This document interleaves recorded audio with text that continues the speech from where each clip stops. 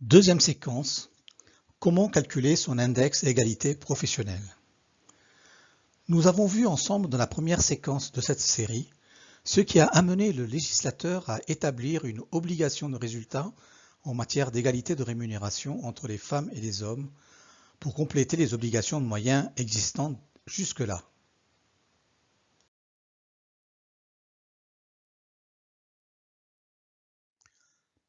Je vous propose de voir dans cette deuxième séquence, dans un mode tutoriel, comment procéder au calcul de l'index à travers ces 4 indicateurs s'agissant d'entreprises de 50 à 249 salariés ou ces 5 indicateurs dans les entreprises de 250 et plus.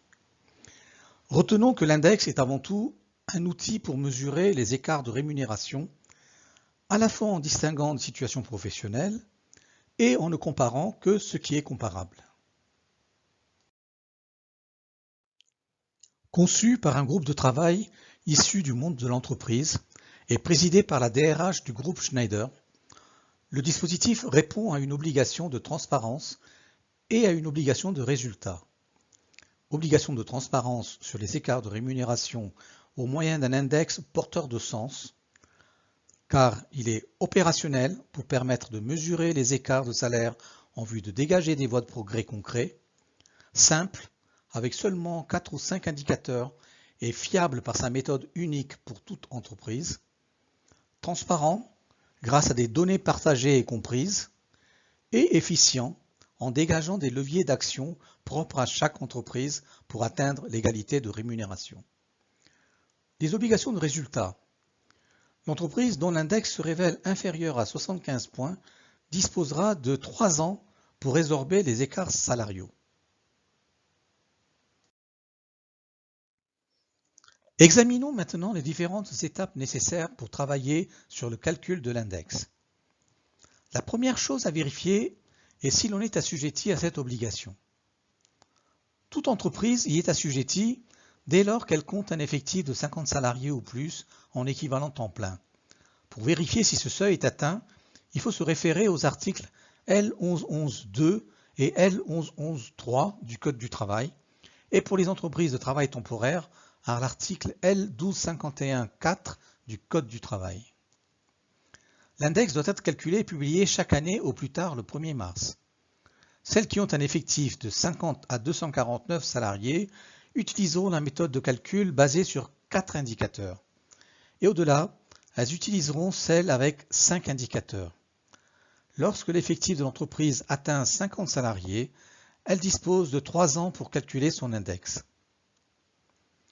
En cas de constitution d'un comité social et économique au niveau d'une UES reconnue par accord collectif ou par une décision de justice, les indicateurs sont calculés au niveau de l'UES qui compterait au total 50 salariés ou plus. Par contre, un groupe constitué de plusieurs entreprises n'est pas concerné par cette obligation et il appartient à chaque entreprise du groupe qui aurait atteint le seuil de calculer son index.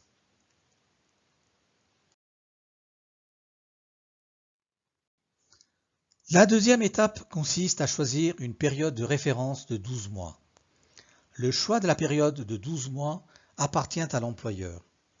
Pour l'index calculé avant le 1er mars 2020 par exemple, la période choisie peut être celle de l'année civile 2019 ou toute autre période de 12 mois se terminant avant le 31 décembre 2019, mais jamais après cette date.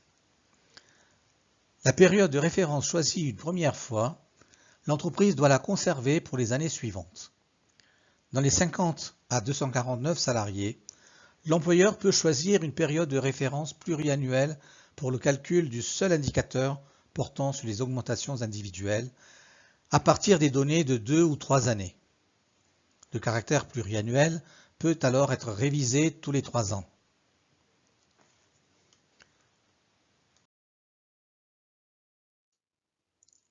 Nous allons à présent aborder une phase essentielle et particulièrement délicate de tri des données à prendre en compte dans le calcul des indicateurs. Tout d'abord, il s'agit de circonscrire la base de l'effectif servant au calcul de l'index parmi les effectifs totaux de l'entreprise. Nous allons exclure de cette base les apprentis, les salariés sous contrat de professionnalisation, les salariés mis à disposition par une autre entreprise dont les intérimaires, les salariés expatriés, les salariés dont le contrat a été suspendu plus de 6 mois au cours de la période de référence, à savoir les arrêts maladie, les congés sabbatiques ou encore les salariés embauchés pendant la période ou qui ont quitté pendant la période, les salariés en pré-retraite. Ce tri peut nous conduire à un effectif inférieur à net effectif en équivalent temps plein. Par la suite, dans ce tutoriel, quand nous parlerons d'effectifs pris en compte dans le calcul des indicateurs, il s'agira toujours de ce sous-ensemble d'effectifs. Le deuxième tri auquel nous allons procéder va concerner les éléments de rémunération de cette base d'effectifs qui vont être pris en compte dans le calcul des écarts de salaire. Pour ce faire, nous allons repérer pour chacun des salariés de la base d'effectifs de l'index les éléments de rémunération à exclure, les indemnités de licenciement, les indemnités de départ à la retraite, les indemnités de fin de CDD, notamment la prime de précarité, les primes liées à une sujétion particulière liée à l'activité exercée. Par contre, on retient les primes liées à des objectifs ou à des responsabilités assumées par le salarié, les primes d'ancienneté, les versements effectués au titre de l'intéressement et de la participation, les sommes récupérées dans le compte épargne-temps, les actions, les stock options, les compensations différées en actions, les heures supplémentaires, les heures complémentaires. À présent, nous disposons de deux ensembles de données, l'effectif servant de base et les rémunérations à comparer. Ils vont nous servir au calcul des indicateurs.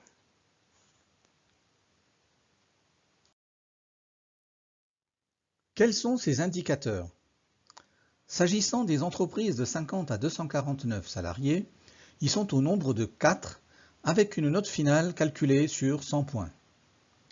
Pour les entreprises de 250 et plus, l'index comporte 5 indicateurs avec une note finale calculée également sur 100 points. Le premier indicateur est commun aux deux index. Il permet de vérifier le principe à travail égal, salaire égal, en mesurant l'écart moyen de rémunération entre les femmes et les hommes. C'est un indicateur qui possède un point important dans le calcul de l'index, car il représente 40 points. Le deuxième indicateur est particulier aux entreprises de 50 à 249 salariés, car il intègre les indicateurs 2 et 3 de l'index qu'utilisent les entreprises de 250 et plus. Il mesure l'écart de taux d'augmentation individuelle entre les femmes et les hommes. Il peut s'agir d'augmentation hors promotion, indicateur 2 dans l'autre index, ou lié à une promotion, indicateur 3 dans l'autre index. Il ne s'agira pas de comparer la valeur des augmentations individuelles entre elles, mais bien un pourcentage des effectifs de femmes et d'hommes ayant bénéficié d'une augmentation individuelle. Cet indicateur est aussi relativement important car il compte pour un tiers des points de l'index des entreprises de 50 à 249 salariés. Le troisième indicateur, qui sera le même que le quatrième dans l'autre index, porte sur le pourcentage de femmes ayant bénéficié d'une augmentation dans l'année suivant leur retour de congé de maternité en application de l'article L 1225-26 du Code du travail. Le résultat de cet indicateur sera binaire 0 ou 15 points alors que les autres ont un barème dégressif. Et enfin, le quatrième indicateur, le même que le cinquième dans l'autre index, mesure la parité femmes-hommes dans les 10 plus hautes rémunérations de l'entreprise.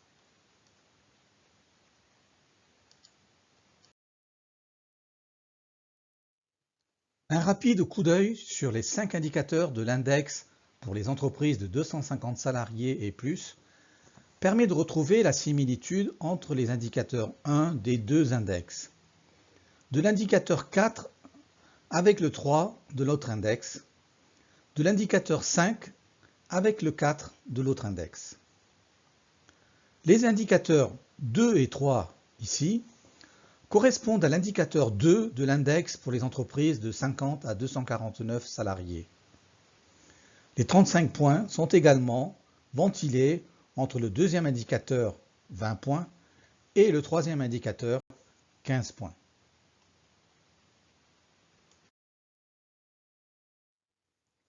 Nous allons aborder maintenant l'arithmétique opérée pour calculer chaque indicateur. Le premier indicateur est celui de l'écart de rémunération moyen entre les femmes et les hommes et il compte pour 40 points. Il nécessite un travail minutieux de traitement des effectifs de notre base de calcul à travers 16 groupes croisant 4 CSP, ouvriers, employés, techniciens agents de maîtrise, ingénieurs et cadres, et 4 tranches d'âge, moins de 30 ans, 30 à 39 ans, 40 à 49 ans, 50 ans et plus. Le classement effectué dans les 16 groupes, nous ne conserverons que les groupes comprenant au minimum 3 hommes et 3 femmes. On dira que ce sont les groupes valables pour le calcul de l'indicateur. L'employeur peut choisir à la place des 4 CSP toute autre méthode de cotation des postes sous certaines conditions. Dans ce cas, il doit consulter le CSE pour avis. Mais si par cette méthode de répartition, les groupes valables d'au moins 3 hommes et 3 femmes représentent moins de 40% des effectifs de la base de calcul, alors l'entreprise doit revenir à la répartition par CSP.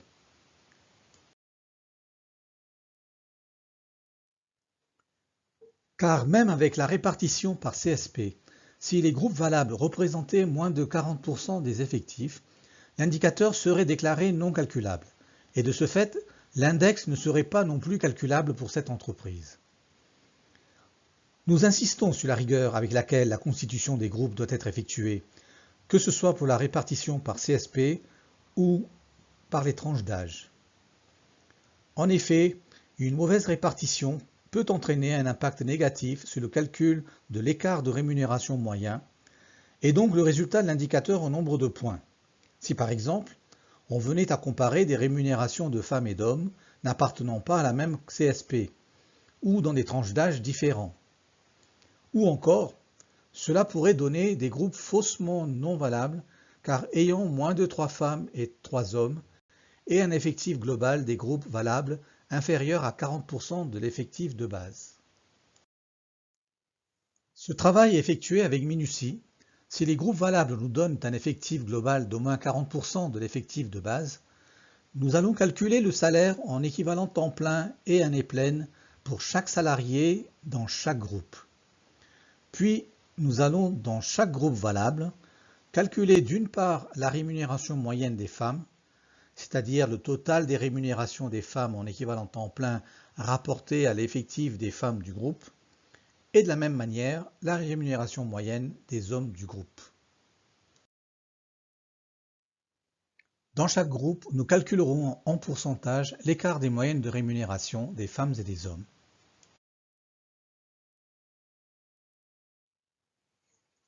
Les pourcentages obtenus dans chaque groupe valable vont se voir appliquer un seuil de pertinence de 5 points. Ce seuil de pertinence est de 2 points dans le cas d'une méthode de répartition autre que la CSP. Pour ce faire, dans chaque groupe où l'écart est positif, nous retrancherons 5 points ou 2 points. Les écarts qui en résulteront compris entre 0 et 5 ou 0 et 2 seront ramenés à 0. Nous ferons l'opération inverse. Quand l'écart est négatif, nous rajouterons 5 points ou 2 points et les écarts résultant compris entre moins 5 et 0 ou moins 2 et 0 ramenés à 0. Dans chaque groupe valable ayant un écart différent de 0, il faut calculer l'écart pondéré en multipliant l'écart par l'effectif du groupe divisé par l'effectif total hors groupe non valable. La recherche d'un écart pondéré est importante dans la mesure où les groupes valables n'ont pas forcément les mêmes effectifs. Un même écart constaté dans un groupe de 10 salariés n'a donc pas le même impact dans un groupe de 20 salariés. Nous allons à présent pouvoir calculer l'écart global de l'indicateur 1 en additionnant tous les écarts pondérés du groupe valable. Nous aurons des pourcentages négatifs et des pourcentages positifs qui vont s'équilibrer et donner un écart global qui sera exprimé en valeur absolue, en retirant le signe moins ou plus.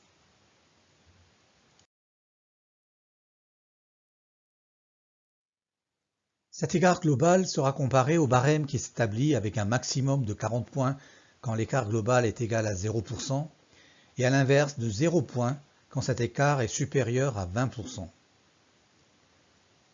On peut remarquer dans ce barème qu'à partir d'un écart supérieur à 9%, pour rappel, c'est l'écart de salaire non expliqué que nous avons vu lors de la séquence 1, la dégressivité du barème est exponentielle. À présent, l'indicateur 2 de l'index pour les entreprises de 50 à 249 salariés. Il s'agit de mesurer l'écart de taux d'augmentation individuelle entre les femmes et les hommes, qu'elles soient ou non liées à une promotion dans ce cas d'entreprise. Deux pistes vont être explorées. Premièrement, l'écart de taux d'augmentation en comparant le pourcentage des femmes ayant eu cette augmentation par rapport au total des femmes de la base de calcul de l'index, avec le pourcentage des hommes l'ayant eu par rapport au total des hommes. Deuxièmement, l'écart en nombre de salariés, les femmes ayant eu une augmentation individuelle par rapport aux hommes l'ayant eu.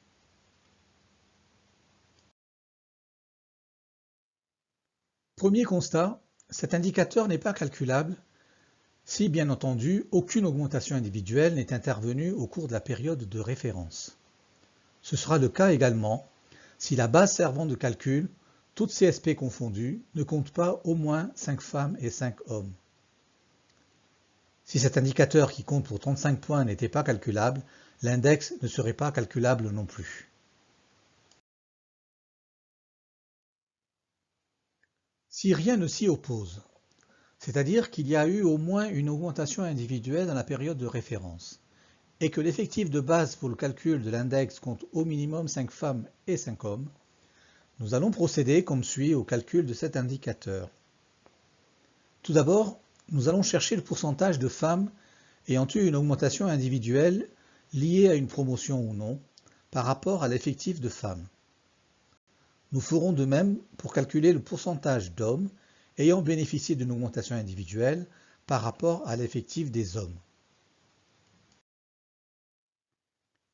Puis nous allons soustraire le pourcentage des femmes à celui des hommes et l'écart obtenu sera exprimé en valeur absolue, sans les signes moins ou plus, puis arrondi à la première décimale. Nous avons là la première piste de comparaison en pourcentage. À présent, multiplions cet écart exprimé en pourcentage par le nombre de femmes ou d'hommes de la base de calcul de l'indicateur en choisissant le plus petit des deux nombres. Nous avons à présent la deuxième piste de comparaison en écart en nombre de salariés arrondi à la première décimale. Ces deux pistes, écart en pourcentage et en nombre de salariés, vont se voir appliquer le barème sur 35 points et l'on retiendra celle qui rapporte à l'entreprise le nombre de points sur le barème le plus élevé.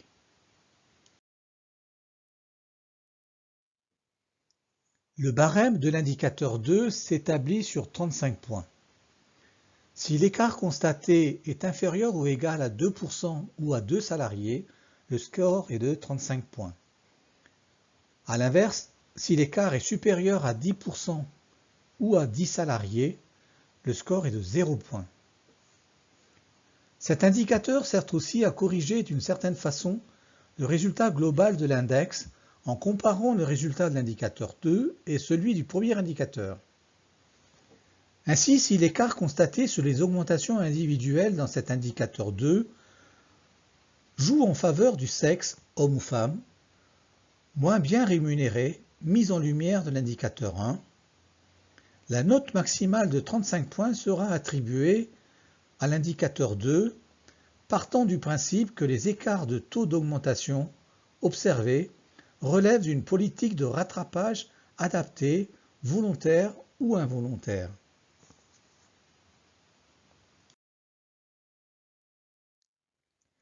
L'exemple suivant permet de visualiser concrètement comment s'opère l'arithmétique un peu complexe de cet indicateur. L'effectif de cette entreprise, pris en compte pour le calcul, comporte 30 femmes, dont 5 ont été augmentées, et 28 hommes, dont 6 ont été augmentés. 16,7% de femmes augmentées contre 21,4% d'hommes augmentés. L'écart absolu de taux d'augmentation est égal à 4,8% en faveur des hommes. L'application du barème, en retenant ce résultat, donne une note de 25 points. Si l'on applique le taux de 4,8% au nombre le plus petit entre les deux sexes représentés dans cette entreprise, c'est-à-dire 28 hommes, nous obtenons un écart en nombre de salariés d'1,3 en faveur des hommes. C'est-à-dire qu'il faudrait augmenter 1,3 femmes pour atteindre l'égalité des taux d'augmentation. L'application du barème en retenant ce résultat, 1,3, donne une note de 35 points. L'employeur choisira donc ce second résultat qui correspond au nombre de points le plus élevé.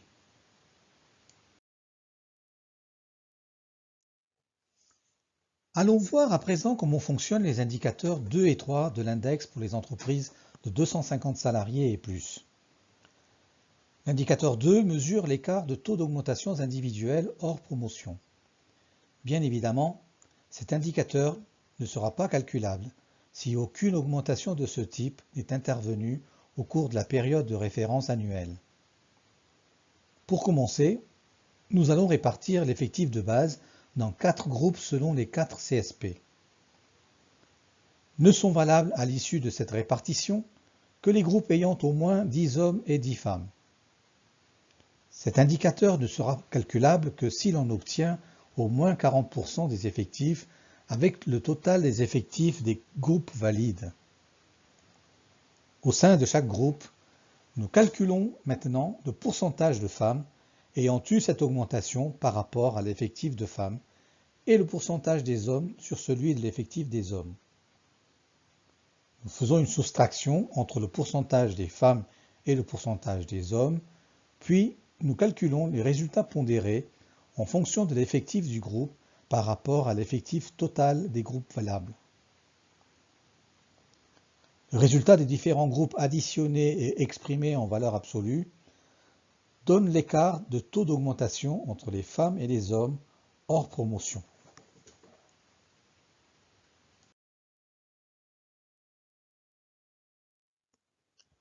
Cet écart est rapporté au barème qui s'établit entre un maximum de 20 points si l'écart est inférieur ou égal à 2% et à l'inverse 0 points s'il est supérieur à 10%. Comme pour l'indicateur 2 de l'index des entreprises de 50 à 249 salariés, une correction est apportée en attribuant la note maximale de 20 points si l'écart constaté joue en faveur du sexe, homme ou femme, moins bien rémunéré dans le calcul de l'indicateur sur les écarts de rémunération, en considérant que l'employeur a mis en place une politique de rattrapage adaptée.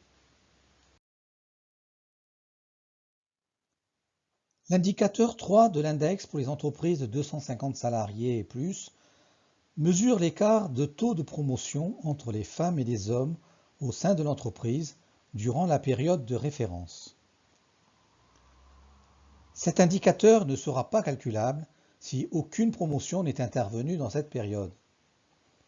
Nous allons procéder à la même arithmétique que pour l'indicateur 2 de cet index. Premièrement, répartition des salariés en 4 groupes de CSP en ne retenant que les groupes de 10 hommes et 10 femmes. L'indicateur 3 ne sera pas calculable si l'effectif global des groupes valables est inférieur à 40% des effectifs totaux. Deuxièmement, on calcule le pourcentage de femmes et d'hommes ayant eu une promotion, puis on opère une soustraction entre les deux pourcentages avant de pondérer les résultats en fonction de l'effectif de chaque groupe sur l'effectif total des groupes valables. Troisièmement, les résultats des différents groupes valables additionnés nous donne l'écart global de taux de promotion entre les femmes et les hommes exprimé en valeur absolue.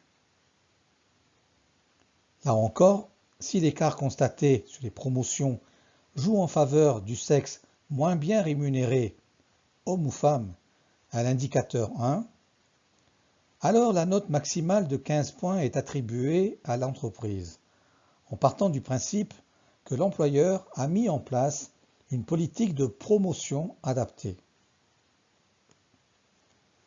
Le barème de l'indicateur 3 s'établit entre un maximum de 15 points pour un écart inférieur ou égal à 2% et un minimum de 0 avec un écart supérieur à 10%.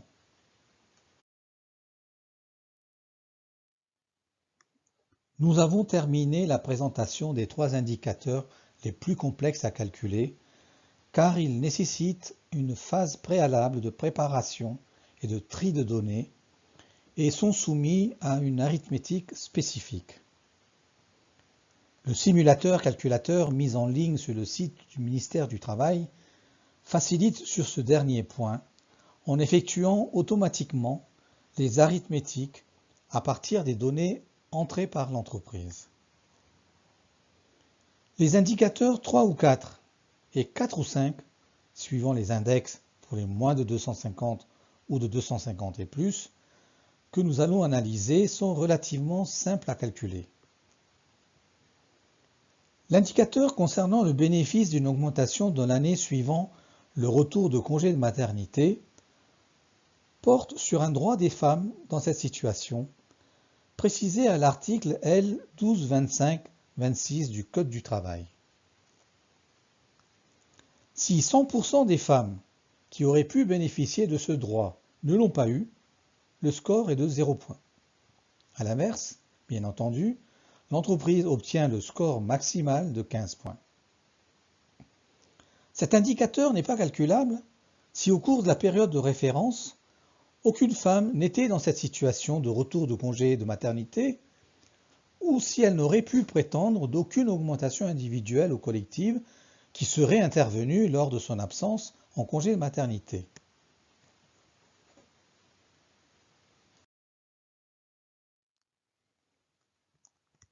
Le dernier indicateur des 2 index est celui de la parité femmes-hommes parmi les 10 plus hautes rémunérations de l'entreprise, toutes catégories socio-professionnelles confondues. L'opération est facile à faire. Il s'agit de prendre la liste des salariés de la base de calcul de l'index, de faire un tri décroissant sur les rémunérations et de retenir les 10 premiers salaires. On se servira du plus petit effectif, femme ou homme, parmi ces 10 pour le comparer au barème. Si ce plus petit effectif est de 4 ou 5, le score est de 10 points. De 2 ou 3, le score est de 5 points. De 0 ou 1, le score est de 0 points. C'est le seul indicateur qui est toujours calculable parmi les 4 ou 5 indicateurs de l'index égalité professionnelle. Pour conclure sur cette deuxième séquence, quelques précisions sur les situations où l'index ne serait pas calculable et où certains indicateurs ne le seraient pas. Dans le cas des entreprises de 50 à 249 salariés, les indicateurs calculables doivent représenter au moins 75 points, sinon l'index n'est pas calculable. Il en serait ainsi si l'indicateur 1 et ou l'indicateur 2 n'étaient pas calculables. En revanche, si l'indicateur maternité n'était pas calculable, il resterait un index à 85 points. L'index sera alors calculé sur les indicateurs 1 et 2 s'ils sont calculables et 4. Le résultat sera ramené sur 100 proportionnellement.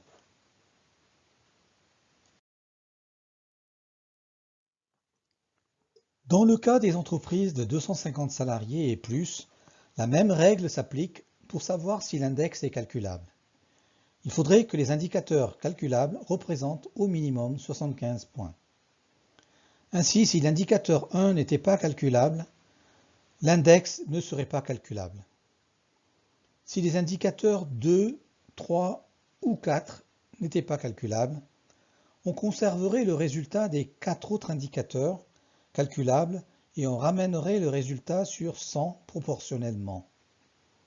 Si 2 des indicateurs 2, 3 et 4 n'étaient pas calculables, on se retrouverait aussi dans la situation d'un index de moins de 75 points et donc non calculable.